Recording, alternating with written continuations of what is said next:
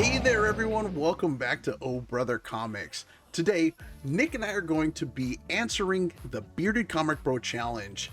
Bearded did a video where he went over 10 of his favorite DC comic covers, and we thought it was an amazing idea. And he went out and challenged other comic content creators on YouTube to go ahead and make their own videos showing their favorite or top 10 covers in their collection.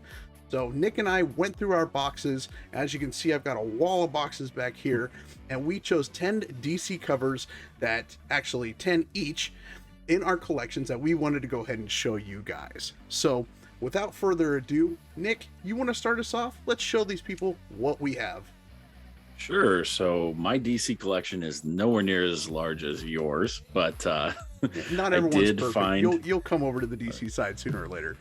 Maybe. But I did find 10 covers. So first up for me, I really enjoyed the death metal variants, the 1 in 25 incentives from the Dark Knight's death metal run. Heck yeah. And then this one is a cover by Doug Mahnke, and I actually got this one signed. So it's signed down here by Doug Mahnke when I went to Planet Comic-Con in Kansas City this year. Heck yeah. So my second one is actually another, this is number 2 of that run. And this is the Wonder Woman death metal variant. And that one is also signed down here by Doug Mahnke. Awesome. Those covers are sick, dude. Actually, you should check it out. The McFarlane's got some toys of those figures in those costumes. Those are pretty sick. I have actually seen some of those, and I've thought about ordering them quite a few times. So I might have to put together a collection. Heck yeah. I do have the other 4 of the 6-issue run, all of the 1 in 25 incentives. Heck yeah. So, but those are my 2 favorite ones of those. Then moving on to the next one, I have Future State Wonder Woman, and this is the Jenny Frison cardstock variant. And this one is just such a beautiful cover. When I was looking through all of the different variants that were available for Future State, this is the one that just stood out to me. Dude, Frison's amazing. She's such a great artist. Yeah, absolutely. Another Future State. This is the Flash number 1, and this is the, I think, Carrie Andrews. This is another cardstock variant, and this is just such a beautiful cover. Cool. Wally on the I just front there. love the grit. It's just a crazy looking, awesome like a Wally zombie there. That's pretty cool. Yeah. Just an awesome cover. Heck yeah, I never even seen that cover. That's cool. Yeah. Up next, I've got Dark Knights. This is the Batman Who Laughs number 1, and this is the foil stamped cover. This is one by Jason Fabok. I almost put that one in there. That is an awesome cover. Yeah, I absolutely love this cover. Going back into the 90s, I got Superman Man of Steel. This is the first full appearance of Doomsday. Yes. And this is the one that's the stories by Louise Simonson, and the cover is John Bogdanove. Dude, like, that's how you say it. That's such an awesome cover, because that was really prevalent. Like, that story was huge when we were kids, and that was one of the first big stories I remember reading. Like, the whole death of Superman was huge, and it was such a big impact on my life when we were kids. So that is an awesome cover. I love Doomsday. Yeah, that's why I chose this one, because this one pretty much epitomizes the art style of the comics that we grew up on. Yeah. And then this one was just such an iconic cover when we were growing up. And Doomsday was such a huge part of the entire Superman storyline during our childhood. Like, I had to pick that one. Oh, heck yeah. Another huge part of our childhood, I have Star Trek V, The Final Frontier, number 1. This is the movie adaptation. Dude, that is sick. And yeah, this one is art is by James Fry and Arnie Starr. Heck yeah. I didn't know that DC had published that. That is cool. Yep. DC did a lot of the early Star Trek stuff. They even did the Next Generation, the first run of Next Generation. before it went over to Malibu, I believe, and then I think they even had like a Next Generation Deep Space Nine crossover event that was DC published. They published a lot. I have a huge Star Trek collection, and I have almost all of the DC published ones. Nice. Up next, I have the Justice League Power Rangers crossover, and this is the Flash and Black Ranger Zach variant cover. Dude, that story was so much fun. Yeah, absolutely. And this is the variant by Yasmin Putri. So I really liked this one. Black Ranger was always one of my favorites. My favorite was the Green Ranger, but I did not ever find that variant. And then this one was the next one up for me. You should get Walter to sign that. That would be sweet. That would be. All right, going old school. I have Adventure Comics number 356. There's nothing special about this one other than this is a George Klein cover, first of all. And then this cover has the 5 Legion Orphans team that includes Super Baby, Element Infant, Dream Tot, Little Mon-El, and Baby Brainiac. Mon-El, oh gosh, I love Mon-El. He's just such a cool character. DC neglects Mon-El, man. Yeah, absolutely, and it's just such a fun looking cover. Like this is the epitome of these old age comics. Like that art is just they just don't do the same. I mean, the art today is amazing, but there's just something about like the silver, the golden, even the early Bronze Age art that just is iconic.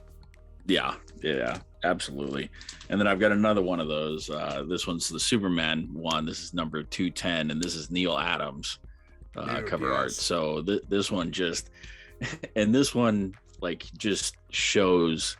Let me see if I can get like the words and stuff in here. But Superman has faked Clark Kent's drowning death, like just to make Lois feel guilty for I don't even know what, but you mean like Superman's getting petty?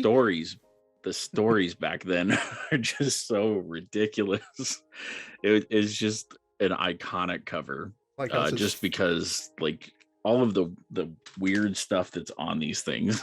Yeah, I love how it says phony death with big letters on the bottom there. Yeah. But yeah, that's it for me. That's my top 10. See, that's an awesome top 10, man. I know you don't have a lot of DC in your collection, but that's really cool. Well, heck yeah, bro. Nice job. Well, moving on to my list.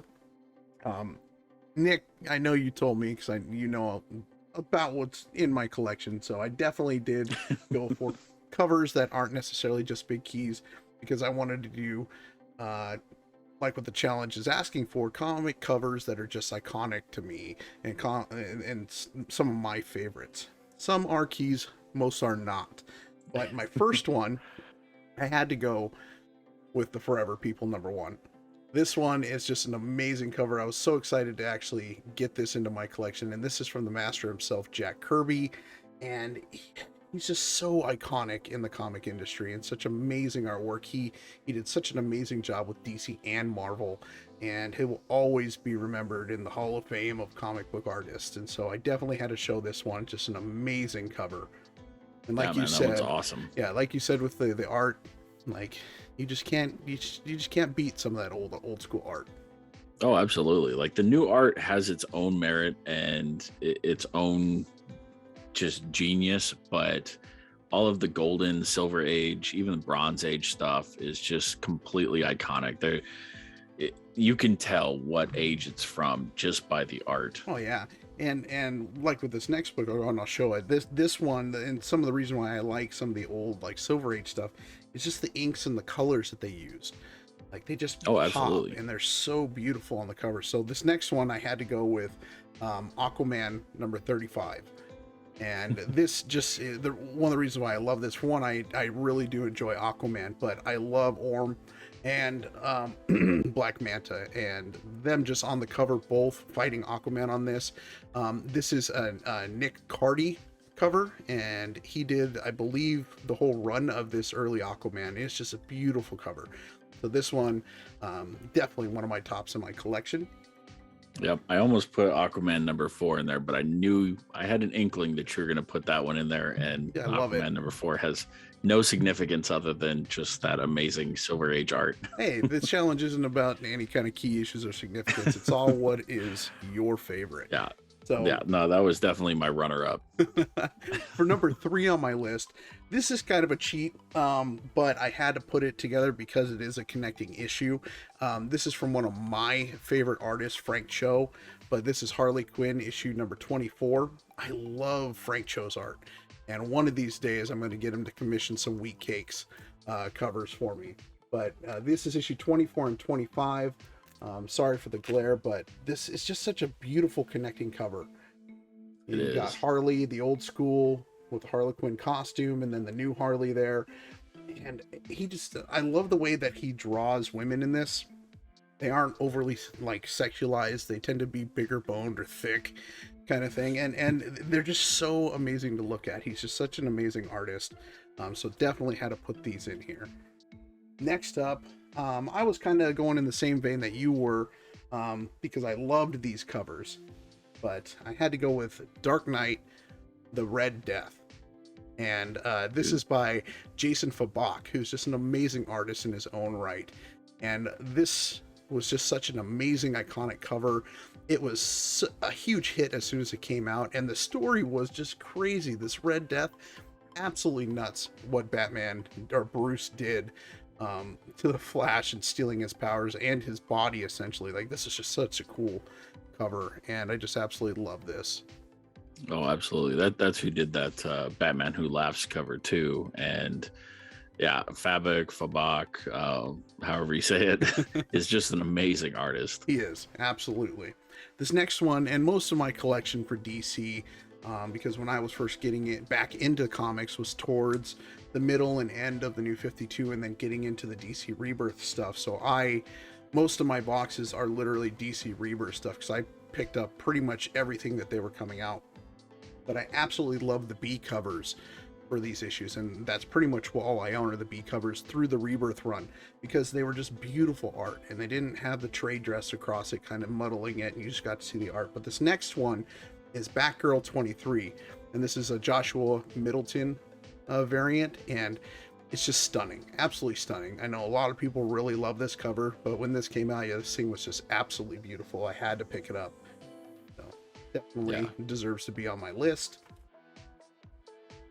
And next, another book that I picked up and was absolutely loving, like I said, when I first started getting back into the hobby, was Justice League number 50.